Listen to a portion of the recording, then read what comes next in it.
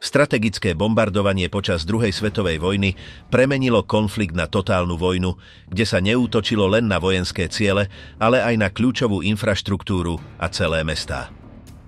Od začiatku vojny nemecká Luftwaffe používala túto taktiku na podporu svojich ofenzív, ako sa stalo pri invázii do Poľska v roku 1939 a pri bleskovej vojne proti Spojenému kráľovstvu v rokoch 1940 a 1941. Avšak, ako konflikt postupoval, spojenci reagovali leteckou kampaňou nebývalého rozsahu nad Nemeckom. Od roku 1943 boli spojenecké bombardovania čoraz intenzívnejšie, zamerané nielen na továrne a železnice, ale aj na civilné obyvateľstvo, ako súčasť stratégie na oslabenie morálky nepriateľa. Operácia Gomora v Hamburgu zanechala mesto v ruinách, zatiaľ čo útok na Drážďany v roku 1945 sa stal jednou z najničivejších epizód konfliktu. Berlín, Norimberk a Mníchov boli tiež cieľmi ofenzív, ktoré zmenili priebeh vojny. Ako sa tieto bombardovania vykonávali a čo po sebe zanechali?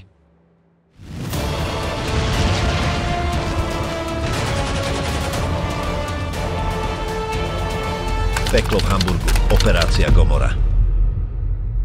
Útok sa začal v noci z 24. na 25.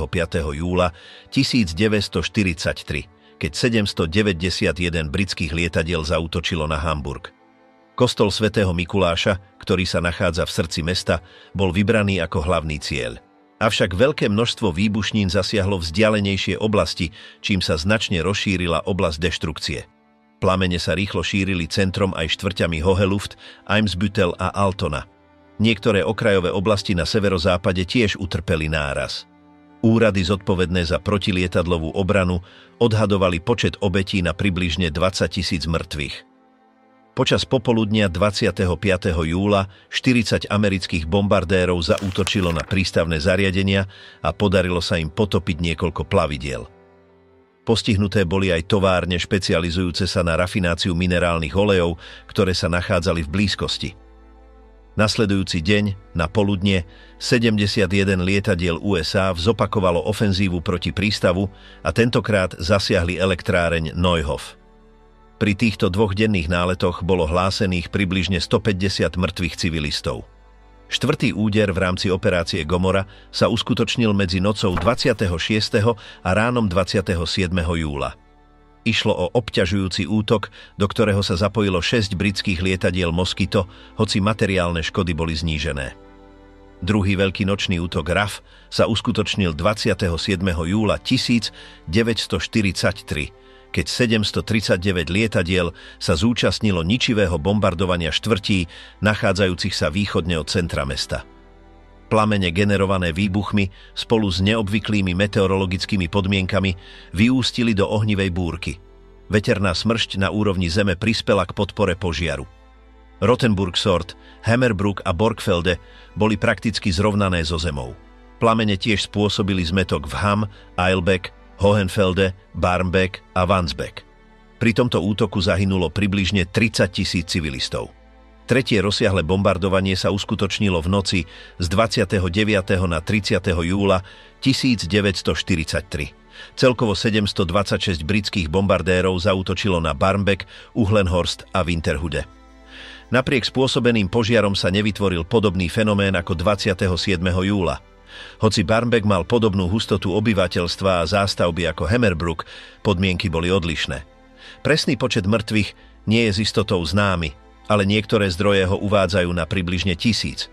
Noc z 2. na 3. augusta znamenala 7. a posledný útok operácie Gomora. Pre túto ofenzívu RAF mobilizovala 740 lietadiel. Hamburg bol bombardovaný uprostred búrky, čo ovplyvnilo presnosť útokov. V dôsledku toho boli škody rozptýlené a menej cielené. Vzniklo viacero požiarov, vrátane toho, ktorý pohltil mestskú operu, ale žiadny sa nerozšíril s takou intenzitou ako pri predchádzajúcich bombardovaniach. Bombardovania kombinovali použitie výbušní na zápalných zariadení. Prvé detonácie ničili strechy a kryty budov, čo umožnilo fosforu z druhých preniknúť priamo dovnútra obydlí a schodísk. Tieto štruktúry, väčšinou drevené, rýchlo šírili plamene na nižšie podlažia, čo spôsobilo, že stavby horeli úplne, spotrebovali sa až do základov. Každá letecká ofenzíva sa zameriavala na špecifickú oblasť mesta. Ako vizuálny referenčný bod používali britskí piloti väžu kostola svätého Nikolaja, ktorej výška dosahovala 147,3 metra. V súčasnosti pozostatky tohto kostola stoja ako pamätník devastácie spôsobenej operáciou Gomora. Podzemné úkryty navrhnuté na ochranu civilného obyvateľstva ponúkali v záverečnej fáze konfliktu čoraz obmedzenejšiu bezpečnosť. Ako vojna postupovala, použité výbušniny sa zväčšovali a zvyšovala sa ich sila, čo sťažovalo štruktúram úkrytov odolávať nárazom. Okrem toho veľké množstvo požiarov spôsobilo vážny nedostatok kyslíka vo vnútri bunkrov, čo viedlo k uduseniu mnohých ľudí uväznených vo vnútri. Presný počet obetí operácie Gomora zostáva neistý. Do 30. novembra 1943 bolo nájdených 31 647 tiel, z ktorých 15 802 bolo možné identifikovať. Velitelia, zodpovední za protilietadlovú obranu v tom čase odhadovali, že celkový počet mŕtvych dosiahol 35 000. Nedávnejšie výskumy naznačujú číslo blízke 34 000 mŕtvych a približne 150 000 zranených. Úkryty sa ukázali ako nedostatočné na zaistenie bezpečnosti obyvateľstva. Preto bolo rozhodnuté evakuovať obyvateľov z tých oblastí, kde to bolo ešte možné, ako v prípade Barmbeku. Všetci, ktorí sa nepodielali na výrobe vojenského materiálu, boli nútení opustiť mesto. Väčšina detí bola prevezená do vidieckých oblastí v rámci programu Kinderlandverschikung s cieľom vzdialiť ich od nebezpečenstva. Po útokoch muselo približne 900 000 obyvateľov Hamburgu utiecť a boli presídlení na rôzne miesta, ako je Bavorsko, dnešné Poľsko a územia východného Nemecka. Drážďany v plameňoch. Od jary roku 1944 Drážďany zaznamenali nárast frekvencie leteckých poplachov. Prvý útok sa uskutočnil 24. augusta, keď bombardéri zamierili svoje projektily na rafinériu Rhenania Ossak vo Freital-Birkikt a priemysel v Drážďanoch Gittersee. Jeden z výbuchov zasiahol štvrť Drážďany Košic. Podľa správ novín Sächsische Zeitung si tento útok vyžiadal 241 mŕtvych. 7. októbra 1944 skupina 30 amerických lietadiel zhodila približne 80 tón výbušnín na železničnú stanicu Friedrichstadt a továreň na zbrane Lehmann. Ich pôvodným cieľom bolo zariadenie na skvapalňovanie uhlia v Brüxe, dnes Most, Česká republika, ale keď ho nedokázali zasiahnuť, odklonili svoj útok. Niektoré bomby dopadli na Seevorstadt, západne od Altstadtu, čo spôsobilo smrť 312 ľudí. Nový útok bol zaznamenaný 16. januára 1945. Pri tejto príležitosti 133 amerických bombardérov zhodilo počas dňa 279,8 tón výbušnín a 41,6 tón zápalných bomb na stanicu Friedrichstadt. Okrem toho výbuchy poškodili oblasti Drážďany, Lötbau a Leutewitz. V dôsledku ofenzívy zahynulo 334 obyvateľov. Letecké nálety značne oslabili protilietadlovú obranu mesta. Na základni Drážďany Klotše zostalo len 30 prevádzky schopných lietadiel medzi dennými a nočnými stíhačkami s nedostatkom paliva. Napriek tomu v tom istom mesiaci boli protilietadlové batérie odoslané na východný front. Zlé poveternostné podmienky viedli Spojené štáty k tomu, aby prenechali vedenie prvého útoku britskej RAF. Bola naplánovaná ofenzíva v dvoch fázach oddelených 3 hodinami s úmyslom, aby druhý úder zasiahol záchranné tímy, ktoré by sa pokúšali uhasiť požiare vzniknuté v prvej vlne. Paralelne by boli napadnuté aj iné mestá ako Magdeburg, Norimberg, Bonn, Böhlen a Misburg, aby zmiatli nemecké sily. O 17:20 13. februára 1945 vzlietla letka Avro Lancasters zo Spojeného kráľovstva smerom na Drážďany, prekonávajúc viac ako 1100 kilometrov. Ich misiou bolo osvetliť mesto horčíkovými svetlicami zhadzovanými na padákoch, ktoré Nemci nazývali vianočné stromčeky. Tieto lietadlá, známe ako Pathfinder, označovali oblasť pre nasledujúce bombardéry. Potom vzlietlo niekoľko de Havilland Mosquitos s úlohou označiť strategické body pomocou 1000 librových značkovačov. Tieto zariadenia produkovali intenzívne červené žiarenie, slúžiace ako sprievodca pre bombardéry. Zóna dopadu bola stanovená na štadióne Heinz-Steyr-Stadion, severozápadne od centra. Nakoniec odišla hlavná časť ofenzívy, nazývaná Playdrag, zložená z 254 Lancasterov, ktoré prepravovali 500 tón výbušnín a 375 tón zápalného materiálu. Celkovo niesli 200 000 zápalných zariadení a bomb s hmotnosťou od 500 do 4000 libier, vrátane známych dvojtonových blockbusterov, schopných zničiť celý blok budov. Lietadlá vstúpili do francúzskeho vzdušného priestoru preletom cez rieku Somme a následne vstúpili do Nemecka cez severnú oblasť Kolína. O 22 hodín sa jednotka smerujúca do Böhlenu oddelila od hlavného konvoja. V tom čase 10 Lancasterov utrpelo poškodenia, ktoré im zabránili pokračovať, takže 244 lietadiel bolo na ceste do Drážďan ze Florencie Labe. O 21:51 na karnevalový utorok 13. februára 1945 Drážďany opäť počuli protilietadlový poplach číslo 175 od začiatku vojny. Noc bola jasná, bez stopy po oblakoch. Občania sa ponáhľali hľadať útočisko smerujúc do pivníc domov alebo do niekoľkých málo dostupných bunkrov. Okolo 22 hodín 3 minúty britské bombardéry Pathfinder osvetlili centrum mesta svojimi svetlicami. O 2 minúty neskôr 9 Mosquitos označilo ciele červenými signálmi nad štadiónom. O 22 hodín 14 minút prvé bomby dopadli na mesto. Len za 8 minút Lancastery vyložili svoju výzbroj juhozápadne od označeného bodu, pokrývajúc vejárovitú oblasť 45 stupňov, od ohybu Labe až po priemyselnú zónu Ostragehege a hlavnú vlakovú stanicu, ktorá sa nachádza 2,5 kilometra južne. Silné blockbustery zrútili strechy a rozbili dvere a okná, čo umožnilo rýchle šírenie požiarov spôsobených zápalnými bombami. Za menej ako 20 minút horeli 3/4 historického centra.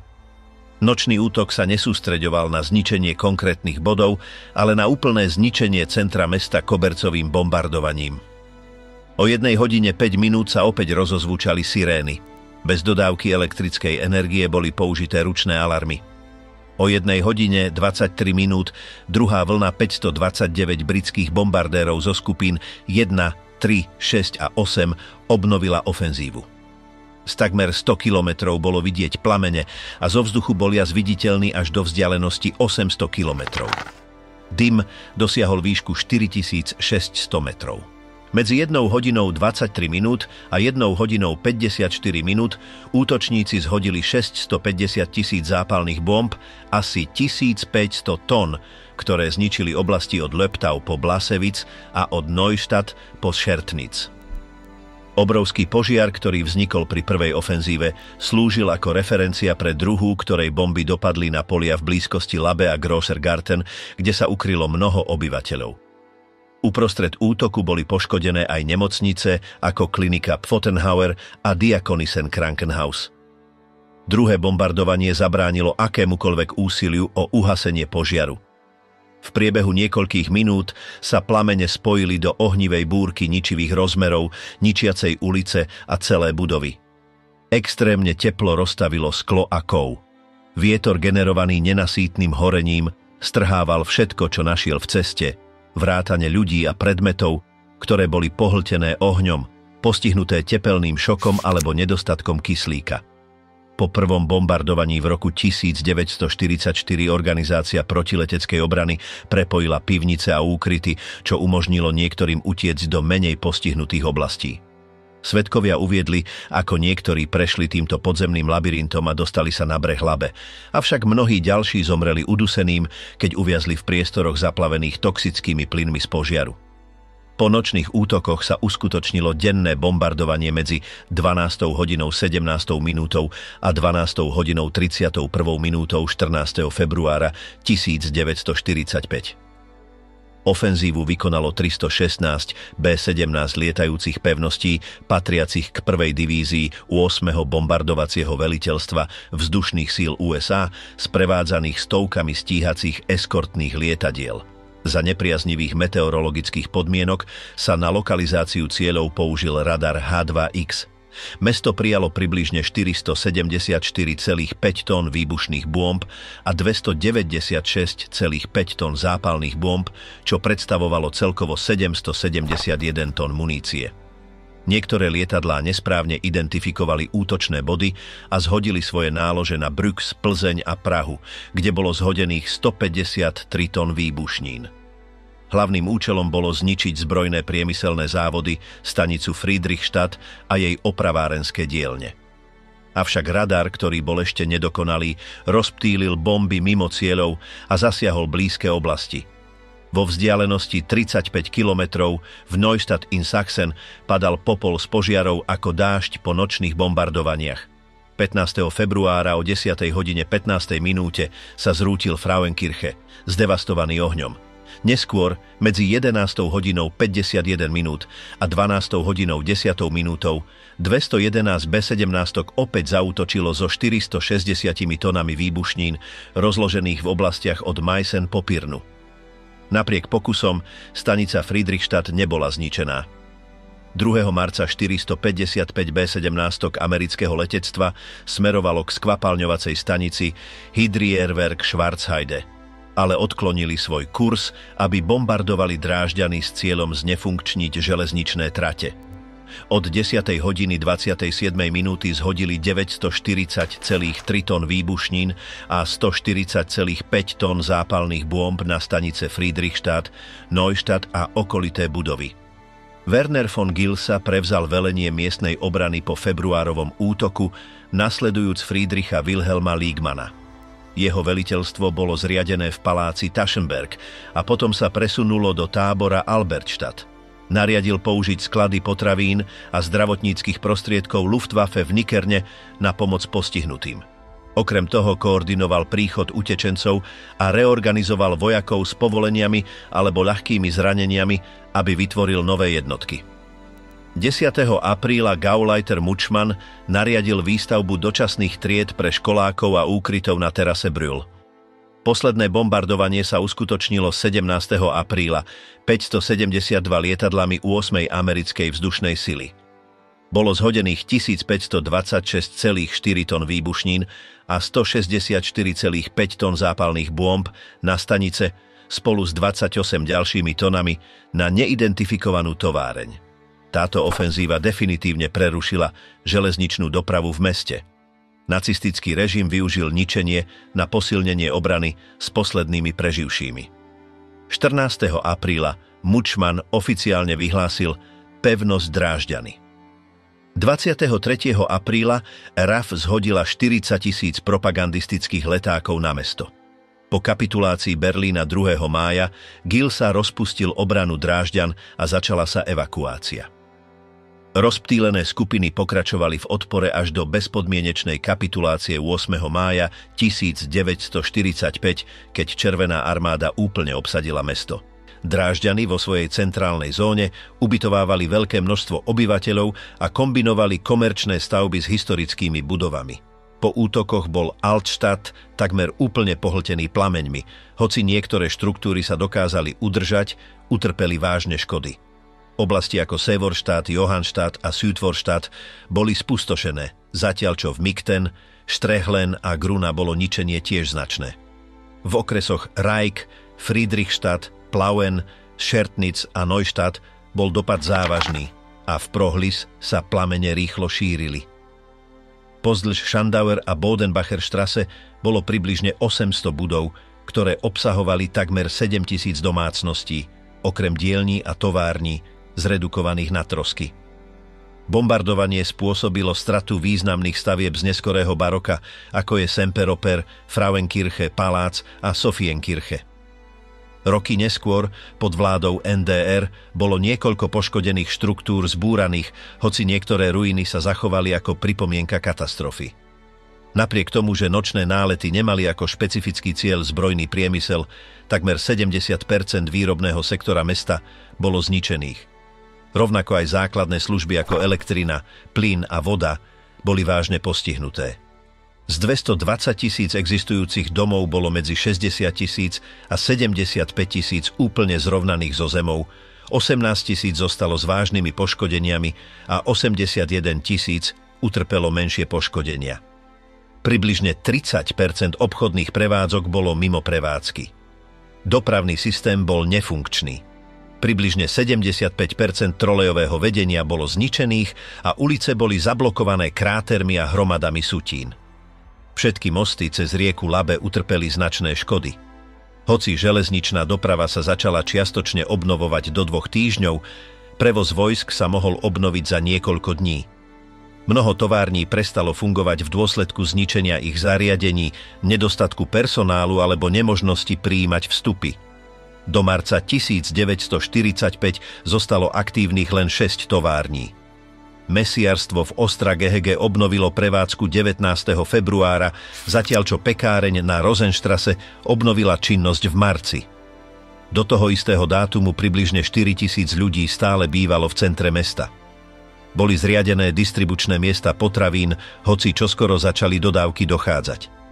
Až do apríla sa verejná pomoc nepostarala o postihnutých. Mesto bez dostatočného počtu úradníkov a funkčných oddelení sa nedokázalo účinne riadiť krízou. Od konca konfliktu je počet obetí bombardovania Drážďan predmetom analýzy historikov. Ťažkosti pri stanovovaní presných čísel spočívajú v tom, že hoci v roku 1939 mala populácia 642 000 obyvateľov, v čase leteckého útoku mesto ubytovávalo približne 200 000 utečencov a tisíce zranených vojakov. Bombardovanie Berlína. Nedokončená ofenzíva. Letecká kampaň proti Berlínu, známa aj ako bombardovacia ofenzíva proti nemeckému hlavnému mestu alebo letecká bitka o Berlín, pozostávala zo série útokov vykonaných britským kráľovským letectvom RAF a vzdušnými silami armády Spojených štátov USAF. Toto obliehanie, ktoré prebiehalo medzi novembrom 1943 a marcom 1944, malo za cieľ vynútiť si kapituláciu Nemecka a ukončiť druhú svetovú vojnu bez potreby pozemnej invázie. Stratégia však zlyhala. Arthur Harris 1892-1984, veliteľ bombardovacieho veliteľstva RAF, mal podporu na najvyšších úrovniach na vykonávanie nočných saturačných útokov na továrne a priemyselné centrá na nemeckom území.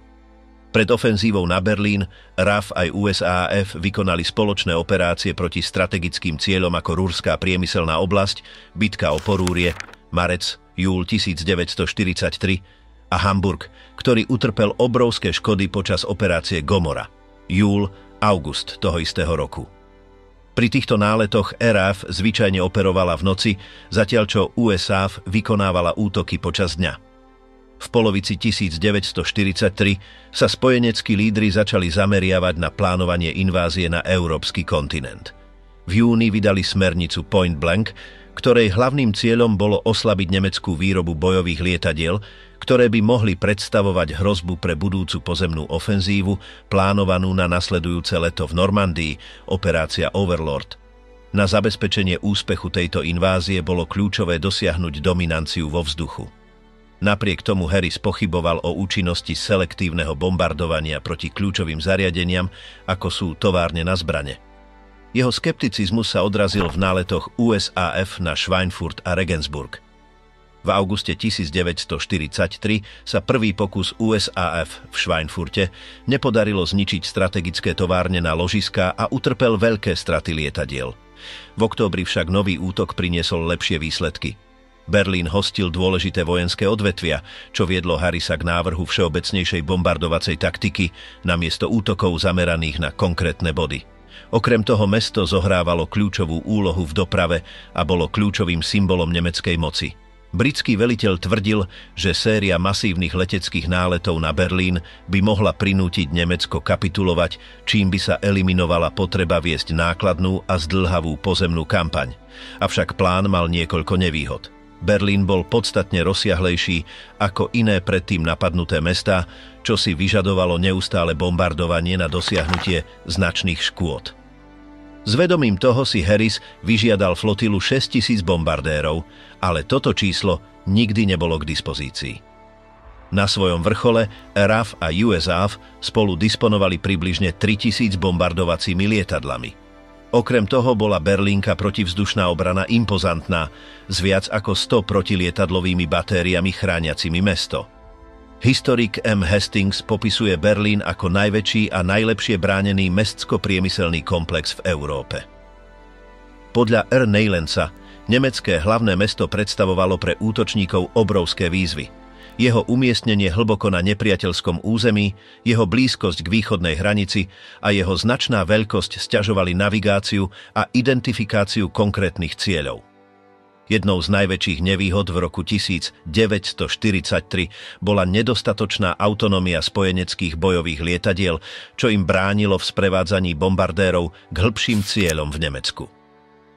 Ďalším kľúčovým faktorom bolo, že predchádzajúce kampane, ako napríklad útok tisícmi lietadiel na Kolín nad Rínom v roku 1942, nedokázali oslabiť morálku obyvateľstva napriek veľkému počtu obetí a rozsiahlej deštrukcii. To sa už pozorovalo, keď Nemci na začiatku konfliktu útočili na britské mestá a Londýn. Aj keby sa nemecké obyvateľstvo demoralizovalo, železná kontrola totalitného štátu znemožňovala, aby mohli ovplyvňovať politické rozhodnutia. Napriek týmto výzvam spoločný štáb schválil Harrisovú stratégiu a povolil nasadenie bombardérov nad Berlínom. USAAF, ktorá uprednostňovala ciele ako nemecká ropná infraštruktúra, sa k náletom pripojila až v záverečnej fáze ofenzívy. V dôsledku toho RAF vykonala väčšinu útokov samostatne s dôverou, že jej letecká ofenzíva podmaní mesto prezývané Veľké B. Najvýkonnejším lietadlom RAF bol Lancaster, štvormotorový bombardér s kapacitou na prepravu až 6350 kg výbušnín. Používali sa aj iné modely ako Halifax a Stirling. Na dezorientáciu nepriateľských stíhačiek boli nasadené bombardéry de Havilland Mosquito, ktoré niesli až 1814 kg bomb a vykonávali odkláňajúce nálety. USAAF zas použila B-17 lietajúcu pevnosť s nosnosťou 2722 kg a B-24 Liberator. Prvé útoky na Berlín sa uskutočnili koncom augusta a začiatkom septembra 1943.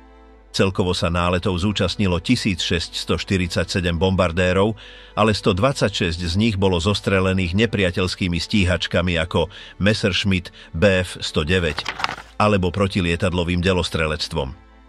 Cesta do nemeckého hlavného mesta tiež predstavovala výzvu a nepredvídané okolnosti zvýšili straty.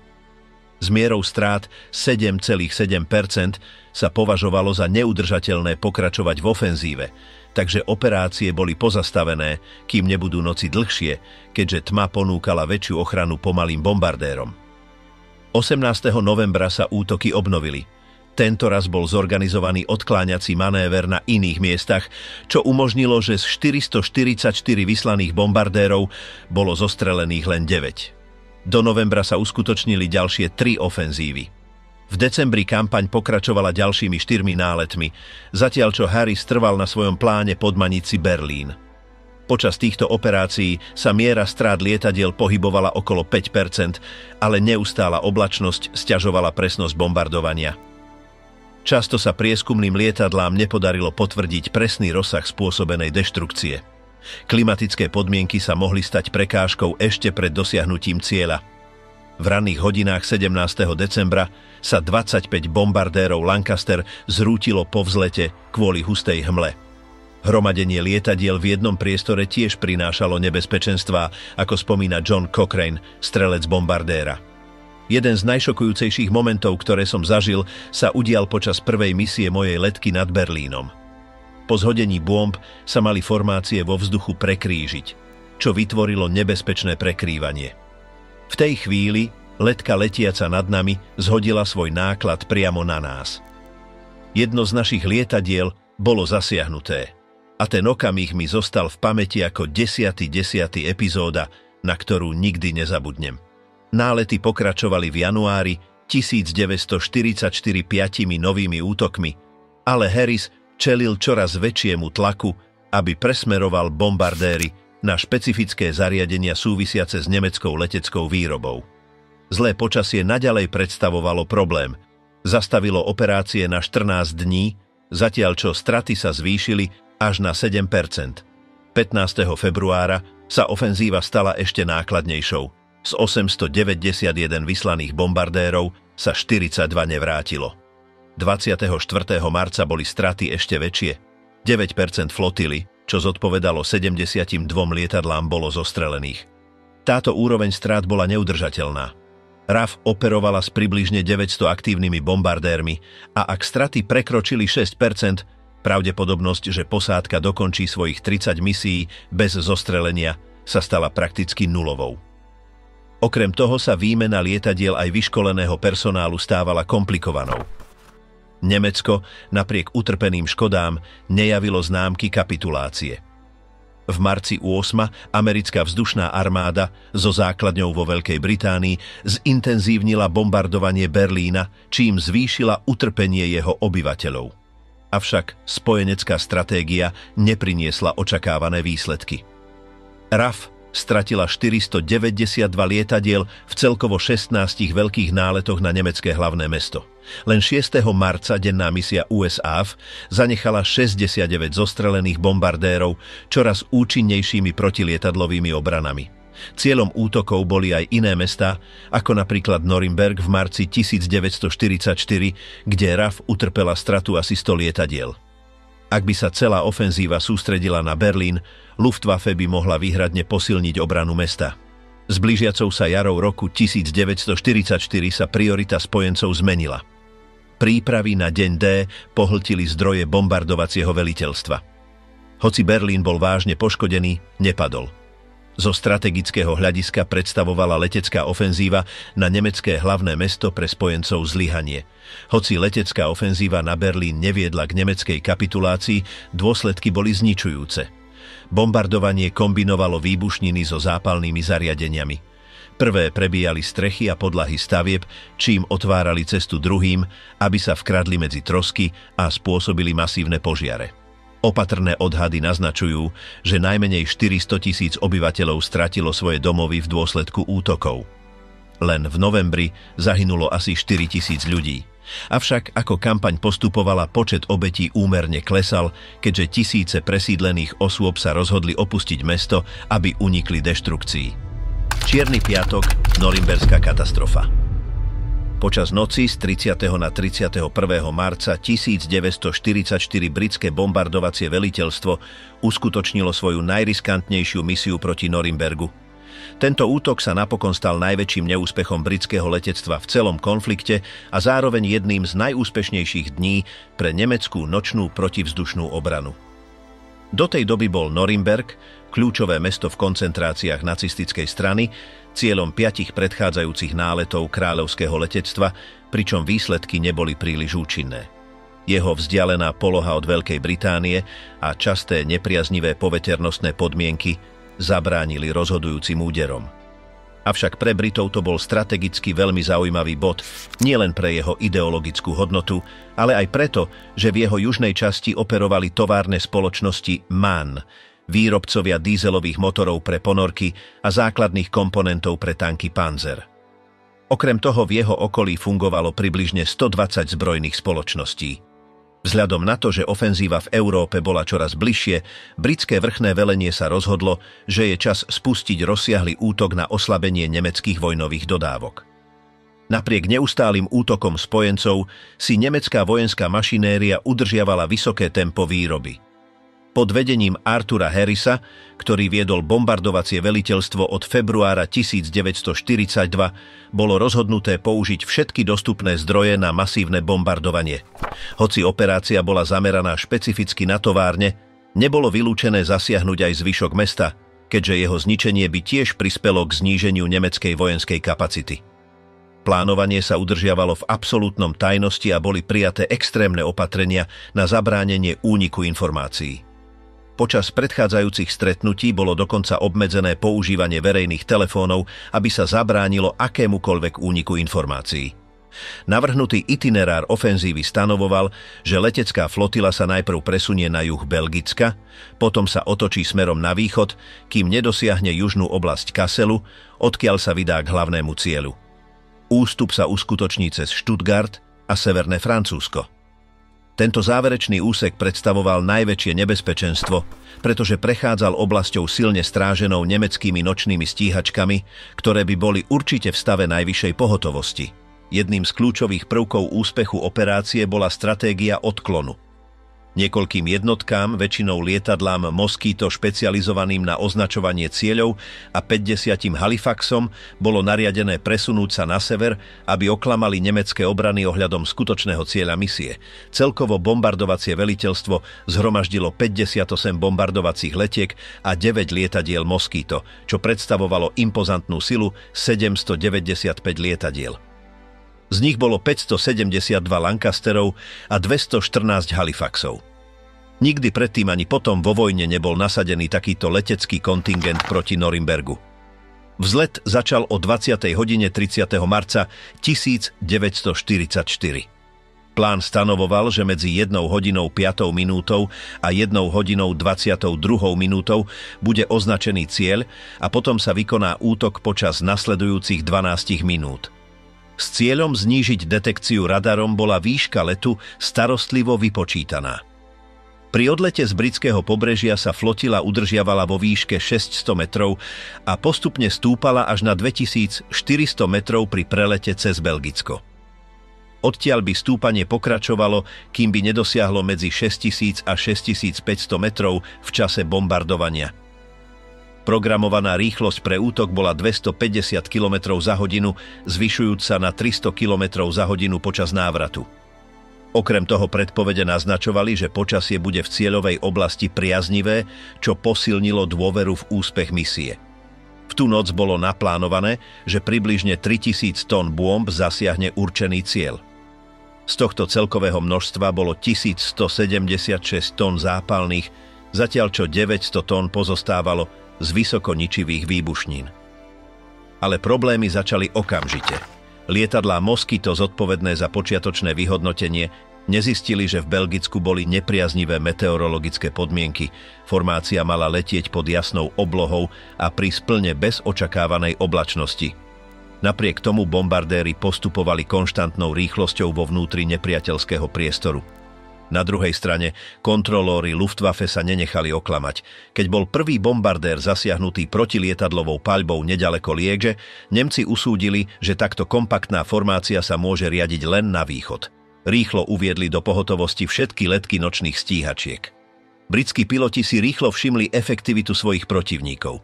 Na úseku 72 km medzi nemeckou hranicou a riekou Rín stratila RAF 10 lietadiel Lancaster, 2 Halifaxy a ďalšie 2 stroje utrpeli vážne poškodenia. Misia sa len začínala. Scenár sa stal ešte viac odrádzajúcim s neočakávaným javom. Zvyčajne sa kondenzačné stopy objavujú nad 7600 metrov, ale pri tejto príležitosti sa začali tvoriť medzi 5700 a 6000 metrami, presne vo výške britských bombardérov. Spln ich osvetľoval, čím sa stali ľahkými cieľmi. Medzi tým spojenci nevedeli, že Luftwaffe vybavila svoje stíhačky inovatívnym systémom. 2 20 mm kanónmi inštalovanými pod uhlom 80 stupňov na trupe. To umožnilo pilotom útočiť z dola bez toho, aby ich zistili strelci bombardéra. Strieľali na vnútorné motory, kde sa nachádzali palivové nádrže. Nová metóda sa ukázala ako zničujúca. V jednej misii 2 posádky Luftwaffe zničili 4 bombardéry s iba 56 projektilmi. Nemecký pilot Martin Becker, ktorý by na konci vojny mal 58 zostrelov, zostrelil 6 lietadiel za iba 30 minút nad Porúrím. Keď formácia dosiahla južný bod obratu, už stratili 41 Lancasterov a 18 Halifaxov za necelú hodinu. Nikdy predtým RAF nezaznamenala toľko obetí za taký krátky čas. Do cieľa zostávalo asi 20 minút, keď niekoľko bombardérov urobilo fatálnu chybu. Otočili sa príliš skoro a v menšej výške, ako sa očakávalo. Nemecké stíhačky využili zmätok a zostrelili ďalších 10. Vo vzdialenosti 45 kilometrov od cieľa sa situácia zhoršila. Hustá vrstva oblakov s rozsahom medzi 600 a 3500 metrov sťažovala viditeľnosť. Niektorí zodpovední za označenie cieľa sa dezorientovali a zaútočili na nesprávne obyvateľstvo. Počas tejto fázy bolo 39 bombardérov zničených pri priblížení a nad oblasťou útoku. Na začiatku bombardovania útočiaca sila už stratila 79 lietadiel v dôsledku nepriateľských stíhačiek a celkovo 82, berúc do úvahy protilietadlové batérie. Zo všetkých zostrelených posádok prežila iba jedna. Napriek stratám sa 512 lietadiel podarilo zhodiť svoje bomby, ale bez účinnosti. Pri návrate Briti čelili protivetru, čo znížilo rýchlosť lietadiel a sťažilo aj prenasledovanie nemeckých stíhačiek. Avšak Luftwaffe naďalej spôsobovala zmétok. 3 lietadlá boli zostrelené predtým, než opustili Nemecko, zatiaľ čo ďalších 7 padlo neďaleko kanála. Medzi nimi bol aj posledný zostrel Beckera v tejto misii, ktorý prenasledoval bombardéry, kým mu takmer nedošlo palivo. Pri príchode na britské pobrež boli ďalšie 2 stroje zasiahnuté protilietadlovou paľbou. Po dokončení operácie bola bilancia pre RAF katastrofálna. 109 stratených lietadiel, z ktorých 96 bolo zničených v boji a 10 sa zrútilo bez možnosti opravy. Ľudské náklady boli zničujúce. 545 členov posádky zahynulo a 160 bolo zajatých. Prekvapivým údajom z tejto misie bolo, že za jeden deň kráľovské letectvo stratilo viac členov posádky ako počas celej bitky o Anglicko. Naopak, nemecké nočné stíhačky utrpeli stratu len 10 lietadiel a iba 11 pilotov zomrelo v boji. Skutočný dopad na Norimberk bol z hľadiska stratégie minimálny. Zahynulo 133 ľudí, z toho 72 v meste. Zničených bolo 198 domov a 96 priemyselných zariadení utrpelo škody rôzneho rozsahu, ale už za 2 týždne sa priemyselná výroba vrátila do normálu. Pre nočné stíhačky Luftwaffe bola táto operácia najúspešnejšou v celej vojne. Prakticky všetkým pilotom sa podarilo zostreliť aspoň jedného nepriateľa. Martin Dreves, ktorý by vojnu uzavrel s 52 víťazstvami, si v tejto misii pripísal 3. Rudolf Frank, zostrelený v boji o menej ako mesiac neskôr, dosiahol celkovo 45 víťazstiev, z ktorých 3 sa udiali v tú noc. Ďalší as, James H. Speth, ktorý zahynul v apríli 1945 s 34 zostrelmi vo svojom zázname, zostrelil v tomto nálete 3 bombardéry. Naopak, pilot, ktorý by ukončil konflikt s 25 zničenými nepriateľskými lietadlami, dosiahol 4 za iba 26 minút, vrátane 2 priamo v oblasti Norimbergu. Avšak najväčší úspech dňa patril Martinovi Beckerovi, ktorý na palube svojho Bf 110 G4 zanechal svoju stopu zostrelením 27 lietadiel. Výsledok bol pre britské bombardovacie veliteľstvo zničujúci. Kritika Artura Harrisa a jeho stratégie bola okamžitá. Dopad masakry bol taký, že RAF trvalo 7 mesiacov, kým opäť zaútočila na Norimberk. Zatiaľ, čo pre Nemcov zostal tento deň ich najdôležitejším víťazstvom, v histórii RAF sa spomína ako tragický Čierny piatok. Ohnivé neba, útok na Mníchov. Po katastrofálnom americkom nálete 6. marca 1944 bolo jasné, že napriek svojmu oslabeniu Luftwaffe zostávala značnou hrozbou. Na potlačenie jej sily spojenecké vrchné velenie vymyslelo agresívnu ofenzívu s cieľom oslabiť nemeckú vojnovú výrobu a obmedziť operačnú schopnosť jej stíhačiek masívnymi bombardovaniami ich letísk. 15. apríla toho istého roku 8. vzdušná armáda uskutočnila rozsiahly útok. Na misii sa zúčastnilo 616 stíhačiek P-38, P-47 a P-51, ktorých hlavným cieľom boli letecké základne nachádzajúce sa v centrálnej a južnej časti Nemecka. Celkovo bolo bombardovaných 8 letísk, vrátane Hagenau, zariadenia kategórie A. Avšak táto operácia mala vysokú cenu pre americké stíhacie letectvo. Misia vyústila do najväčšej straty týchto strojov za jeden deň počas celej vojny. Celkovo bolo zostrelených 33 stíhačiek vrátane 15 P-15. Na oplátku sa im podarilo zničiť 25 nepriateľských lietadiel na zemi, z toho 5 ťažkých bombardérov He-177. Pomer strát a spôsobených škôd bol pre Američanov jednoznačne nepriaznivý. V dôsledku týchto výsledkov sa po 2 dni neuskutočnili žiadne rozsiahle operácie. Až 18.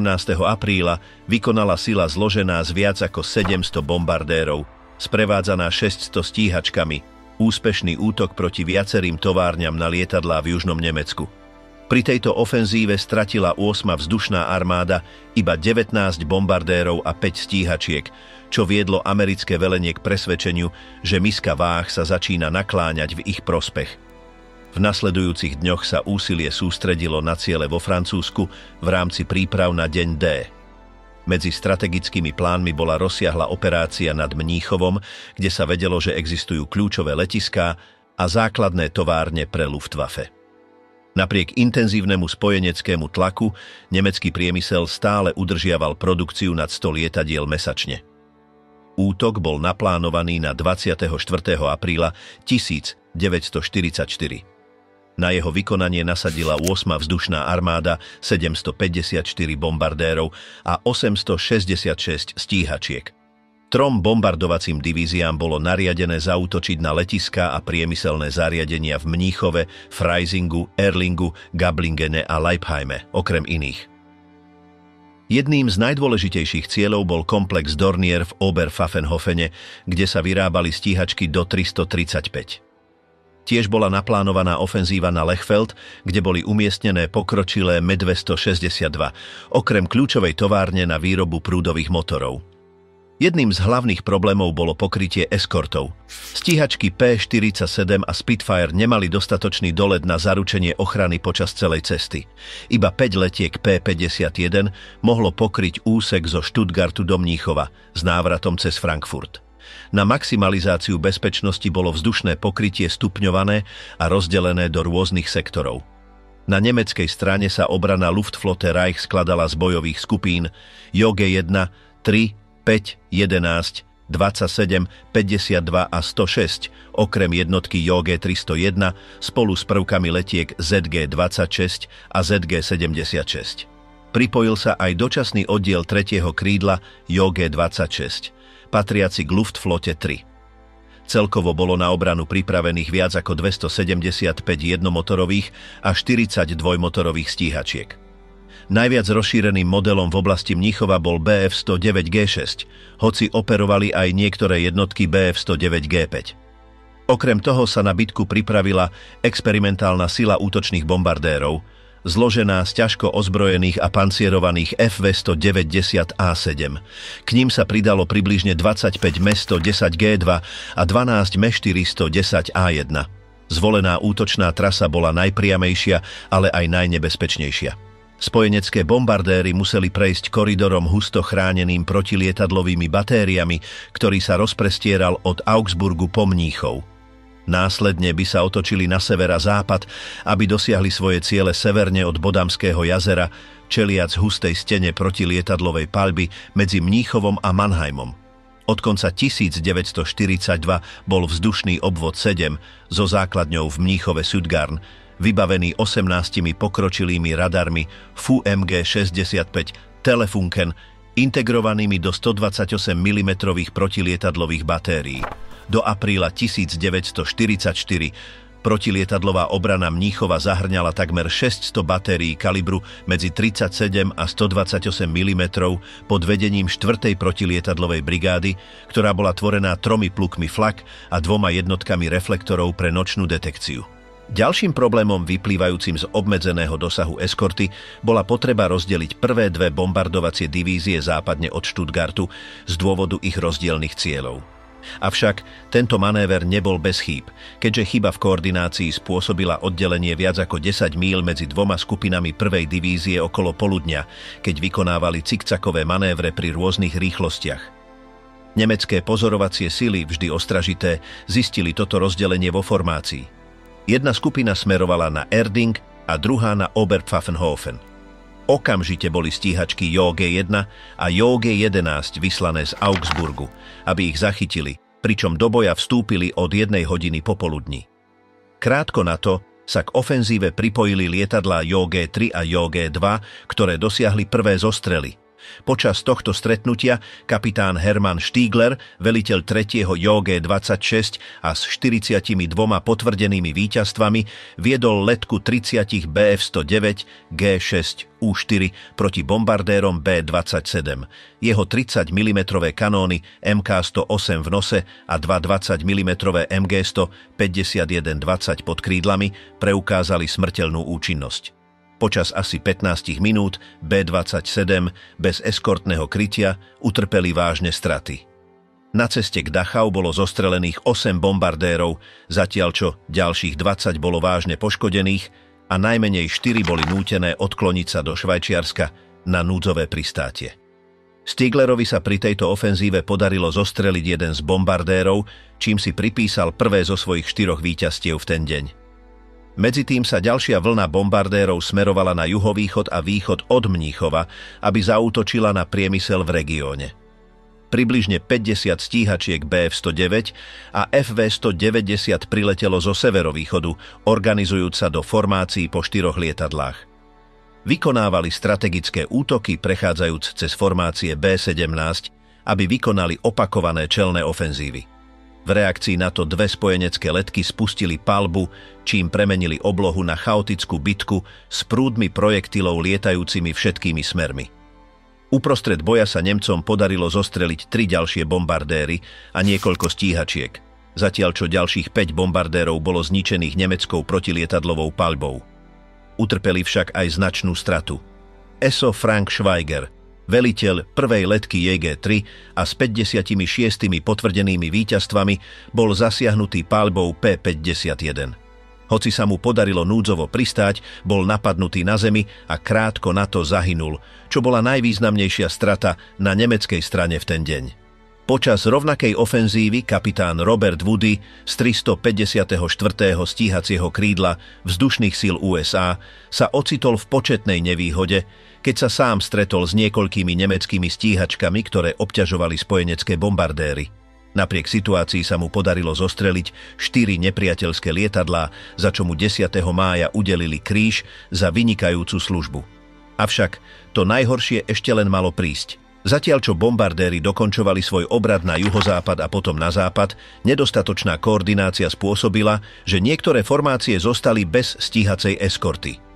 Využijúc túto zraniteľnosť, 6. krídlo JG-2, ktoré trpezlivo čakalo, sa vrhlo na B-17 umiestnené južne a juhozápadne od Mníchova a podarilo sa im zostreliť 2 z nich. Medzitým viac ako 200 bombardérov vykonávalo útoky na Oberpfaffenhofen a Luxemburg. Paralelne v západnejšom bode, blízko Augsburgu, sa rozpútal prudký letecký súboj, do ktorého sa zapojili sily JG-3 a JG-2. V tomto boji bolo zostrelených najmenej 8 amerických stíhačiek a 9 bombardérov. Napriek stratám utrpeným v bitke, druhá bombardovacia divízia, ktorá mala silnú podporu eskortných 51, dokázala úspešne dokončiť svoju misiu. Stretnutia však pokračovali aj za Mengenom, na západ, zatiaľ čo spojenecké formácie sa pokúšali preoskupiť a dostávali podporu od ďalších stíhačiek prichádzajúcich z tyla. Boje a bombardovanie strategických cieľov sa predĺžili až po 14 hodinu 30 minútu. Tretie krídlo JG-26 sa vyznamenalo v bojoch na juhu a západe. Podarilo sa mu zostreliť 8 bombardérov a 1 stíhačku bez straty jediného zo svojich pilotov, čím sa stala jedinou nemeckou jednotkou, ktorá v ten deň neutrpela žiadne straty. JG-1 naopak mala menej priaznivý výkon, stratila 15 lietadiel, zatiaľ čo JG-300 stratila ďalších 9. Celkovo Luftwaffe utrpela zničenie 47 stíhačiek, hoci v boji zahynulo len 21 pilotov. Na druhej strane americké straty boli značné. 40 zostrelených bombardérov, z ktorých 27 padlo v oblasti Oberpfaffenhofen, okrem straty 17 stíhačiek, všetky z nich P-51. Okrem toho 256 B-17 utrpelo poškodenia rôznej závažnosti a najmenej 12 bombardérov bolo nútených pristáť na vzdialených letiskách vo Veľkej Británii kvôli škodám utrpeným počas misie. Napriek stratám spôsobili bombardovania zmätok. Zariadenia Dornier v Oberpfaffenhofene boli spustošené s zničením 9 lietadiel do 335. V Erlingu 350. bombardovacia skupina dokázala zničiť 3 hlavné hangáre základne, čo viedlo k vyradeniu zariadenia z prevádzky na viac ako mesiac. Na druhej strane letisko Grill blízko Augsburgu utrpelo vážne škody, odhadované na 50% svojej operačnej kapacity. Pri tomto útoku bol zasiahnutý dom veliteľa Poľa, čo spôsobilo smrť jeho 4 detí. Medzitým v Leber 8 kasární bolo úplne zničených bombardovaním. Podľa nemeckých záznamov bolo zničených viac ako 50 lietadiel na zemi, väčšinou stredných bombardérov. Napriek dopadu na niektoré továrne sa nemecká priemyselná výroba dokázala udržať stabilná, okrem prípadu do 335, ktorých výroba utrpela značný úder v dôsledku rozsahu škôd. Strategické spojenecké bombardovanie nacistického Nemecka malo za cieľ oslabiť jeho priemyselnú kapacitu a ovplyvniť morálku obyvateľstva. Od operácie Gomorra v Hamburgu v roku 1943 až po zničenie Drážďan v roku 1945 boli hlavné nemecké mestá cieľom masívnych leteckých útokov. Berlín, Norimberg a Mníchov tiež utrpeli ofenzívy, ktoré zničili továrne, železnice a obytné štvrte. Napriek devastácii nemecká vojenská mašinéria pokračovala v prevádzke až do posledných mesiacov vojny. Protilietadlová obrana sa snažila reagovať, no spojenecká vzdušná prevaha znemožnila zastavenie útokov. Milióny ľudí boli vysídlené a 100 000 zomreli pri bombardovaní alebo v dôsledku jeho následkov, ako bol nedostatok úkrytov a zásob. Hoci tieto útoky neviedli k okamžitej kapitulácii, prispeli k kolapsu infraštruktúry Tretej ríše a k definitívnemu pádu Nemecka v máji 1945. Zároveň zanechali dedičstvo skazy, ktoré poznamenalo históriu vojny a vyvolalo diskusie o vplyve bombardovania na civilné obyvateľstvo.